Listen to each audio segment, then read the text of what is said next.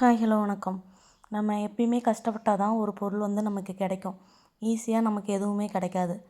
எந்த ஒரு விஷயமா இருந்தாலும் அதே மாதிரி பிளான் பண்ணி பண்ணணும்.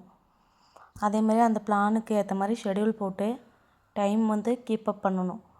அப்படி டைம் ஃபாலோ பண்ணி ஒரு விஷயத்தை நம்ம கன்சிஸ்டன்சியாக செய்யும் போது தான் அந்த விஷயத்துக்கு ரிசல்ட் எப்படி இருக்குன்னு பார்த்திங்கன்னா ரொம்ப டாப்பில் இருக்கும்.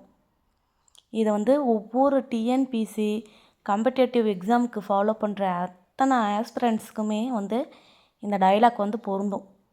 இது சினிமேட்டிக் டைலாக்காக இருந்தாலும் சரி, ஒரிஜினல் டைலாக்காக இருந்தாலும் சரி, இது உண்மையான டைலாக். கன்சிஸ்டன்சி முக்கியம். இதில் நான் இந்த சேனல் யூடியூப் மூலியமாகவே நான் நிறைய கற்றுக்கிட்டேன். கன்சிஸ்டன்சியாக ஒரு இதை ஃபாலோ பண்ணும்போது நமக்கு கிடைக்கிற ஒரு லாபமானது எதுலேயுமே கிடைக்காது. ஸோ டைம் வேஸ்ட் பண்ணாதுங்க. இந்த ஏப்ரல் மேலாம் ஸ்டூடெண்ட்ஸ் குழந்தைங்க வச்சுருக்கவங்களுக்கெல்லாம் டைமே கிடைக்காது. அந்த டைமையும் ஃபாலோ பண்ணி மேக் பண்ணி படிக்க ஆரம்பிங்க. படிங்க. நம்ம படித்தோம்னா கண்டிப்பாக படித்த படிப்பு என்றைக்குமே வீண் போகாது. அது நம்மளை ஒரு ஸ்டேஜுக்கு கொண்டுட்டு போகும். கண்டிப்பாக படிக்க முடியல, ரொம்ப கஷ்டமாக இருக்குது, ஸ்ட்ரகிள் பண்ணிகிட்டே இருக்குது, இந்த மாதிரி யோசிச்சுக்கிட்டு ஃபீல் பண்ணிகிட்டே இருக்காதீங்க. படிங்க. எந்த அளவுக்கு படிக்க முடியுமோ படிங்க. இந்த டைம் முடியலையா, நெக்ஸ்ட் டைம் பார்த்துக்கணும். ஏன்னா நம்ம படித்ததை என்றைக்குமே நமக்கு கைவிடாது. அதை ஃபாலோ பண்ணிகிட்டே இருந்தோம்னா என்றைக்காவது ஒரு இடத்துல நம்ம ஒரு ஸ்டேஜில் போய் நிற்போம். அப்போ நினச்சி பார்ப்போம், ஓ நம்ம எவ்வளோ நாளாக தொடர்ந்து படித்ததுக்கு பலன் கிடச்சிருச்சு அப்படின்னு சொல்லிட்டு.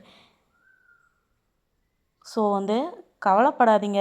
கஷ்டம் எல்லாருக்குமே இருக்க தான் செய்யும். அதெல்லாம் தாண்டி வாங்க.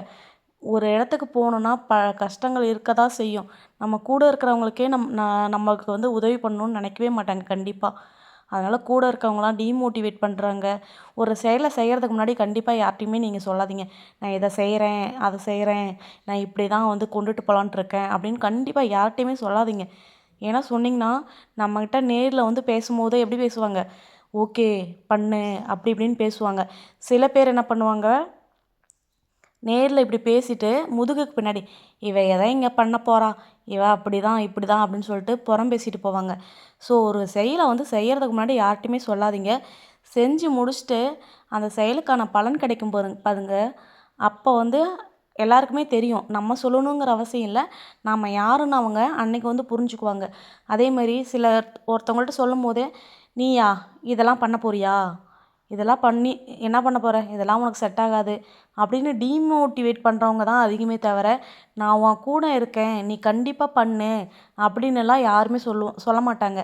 நமக்கு முதுகுக்கு பின்னால் பேசுகிறவங்கள பற்றி நம்ம ஏன் யோசிக்கிறோம்?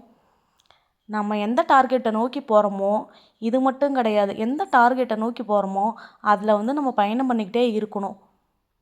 எந்த ஒரு காரணத்துக்காகவும் நீங்கள் போகிற பாதையிலேருந்து கண்டிப்பாக பின்வாங்காதீங்க. அதுதான் வெற்றிக்கான முதல் படின்னு கூட சொல்லலாம். வீடியோ பிடிச்சிருந்தால் லைக் பண்ணுங்கள், ஷேர் பண்ணுங்கள், கமெண்ட் பண்ணுங்கள். உங்களுடைய கமெண்ட்ஸ் ஆன்சர் பண்ணுவேன் கண்டிப்பாக. தேங்க்யூ ஃபார் வாட்சிங்.